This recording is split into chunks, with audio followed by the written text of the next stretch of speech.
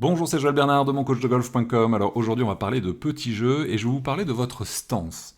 Le stance, c'est la position de vos pieds lorsque vous êtes, donc là, en l'occurrence, aux approches.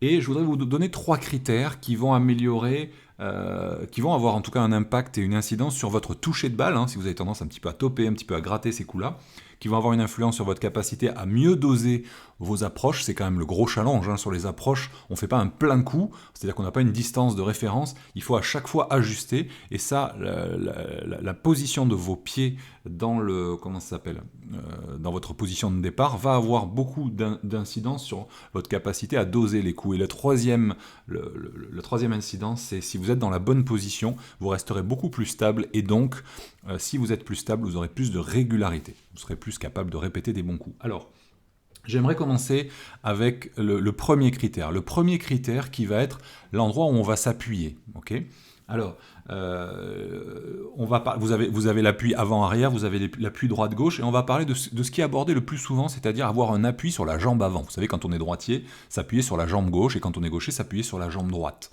Ça, c'est ce qui se fait de façon classique. Mais, vous le savez, moi, je me suis spécialisé dans la personnalisation, et dans, on va dire, l'adaptation de la technique à la coordination naturelle de chacun. Et ce que j'aimerais vous faire prendre conscience, c'est que ce qu'on enseigne de façon classique, et ce que moi j'ai enseigné pendant des années, hein, de se mettre sur la jambe avant, n'est pas forcément systématique. Je veux vous montrer par exemple ici Jason Dufner, d'accord ? Je vais tracer une ligne verticale depuis sa cheville droite, regardez, je trace une ligne donc à 90 degrés, et vous pouvez, et si je fais la même chose au milieu de sa cheville gauche ici, vous pouvez observer qu'il est carrément décalé sur le côté. Je fais la même chose, regardez, avec la cheville de Mickelson, ici, voilà, 90, voilà, 90, je fais pareil avec sa cheville gauche, donc c'est arrière, à 90 également, et vous observez que ces joueurs-là sont carrément placés sur leur jambe arrière. Alors on peut dire, oui mais ça c'est l'exception qui confirme la règle, vous voyez ce que je veux dire.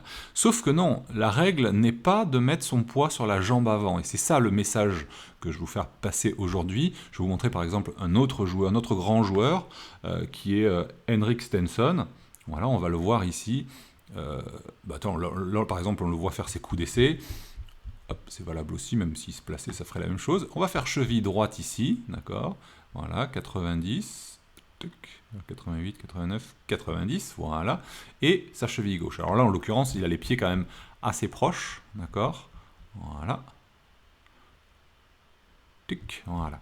Ok. Et si on observe, voilà, quand il fait ses coups d'essai, machin, il se place. Vous voyez que... Ah, il a bougé, mais vous voyez qu'il est plutôt organisé sur sa jambe arrière. Et même, vous voyez, quand il finit son swing, on voit qu'il est plutôt à l'aise sur sa jambe arrière.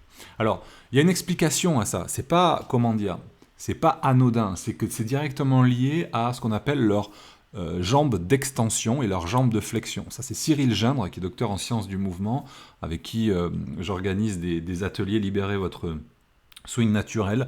On organise ça régulièrement un petit peu partout en France. Et Cyril a mis le doigt sur quelque chose de nouveau au niveau des préférences. C'est que autant on a un côté aérien-terrien sur l'équilibre avant-arrière, mais il y a aussi un côté aérien-terrien sur l'équilibre latéral. C'est-à-dire qu'on a un côté qui est plutôt un côté d'extension et un autre côté qui est un côté, ce qu'on appelle de flexion. C'est-à-dire que notre corps s'organise beaucoup mieux et il a une meilleure... ce qu'on appelle un meilleur gainage lorsqu'on s'organise autour de ce côté d'extension. Et c'est pour ça que ces joueurs-là, donc je vous ai montré Dufner, je vous ai montré Mickelson, là ici Stenson, sont intuitivement, parce qu'ils n'ont pas appris, personne ne leur a dit que c'était ce côté-là où ils étaient mieux, ils l'ont juste senti et ils le mettent en place. Et c'est justement sur ça que je base justement mes séances de Home Coaching Live tous les soirs à 19h. Et bien ce que je fais, c'est que je vous emmène vers justement votre confort, votre style naturel. On a chacun un style et on doit le respecter. C'est ça mon message permanent.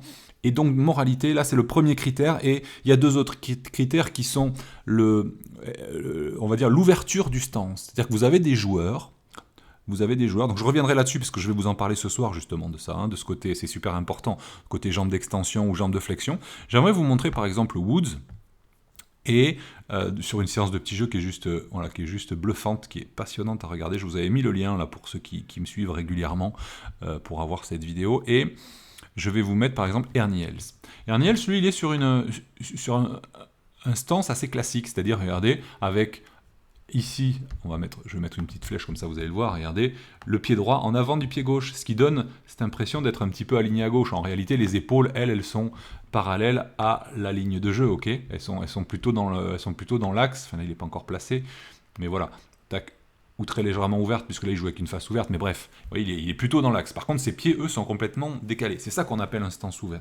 Eh bien, il faut comprendre une chose, c'est que, et ça je l'ai enseigné pendant très longtemps, hein, stance ouverte de façon systématique. Mais quand vous observez par exemple Woods, regardez, si vous observez, lui il a un stance qui est square. Là il joue le premier drapeau, regardez. Hop. Il a un stance qui est square, il n'est pas du tout ouvert, d'accord. Donc là c'est pareil, c'est-à-dire que la proportion de votre position des pieds plus ou moins ouvert va être différente suivant les joueurs. Et il y a un troisième critère qui va être l'écartement des pieds. Hein. J'ai une remarque par plusieurs d'entre vous dans le groupe Home Coaching Live, c'est on voit beaucoup les joueurs avec un stance étroit. Est-ce qu'il faut avoir un stance étroit?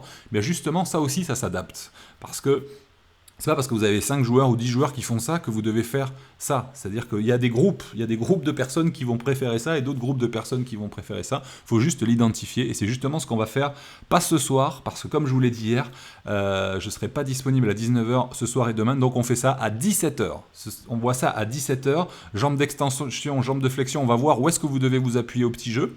Et ça sera valable aussi pour le swing, mais on le travaillera ça aussi dans votre swing. On va ensuite parler de votre direction du stance plus ou moins ouvert, et on va parler de l'écartement des pieds. Donc vaste programme ce soir, je vous donne rendez-vous à 17h pétante. Et si vous n'êtes pas encore membre, eh bien je vous mets le lien dans la description et dans le i comme info. On se retrouve à 17h, bye bye.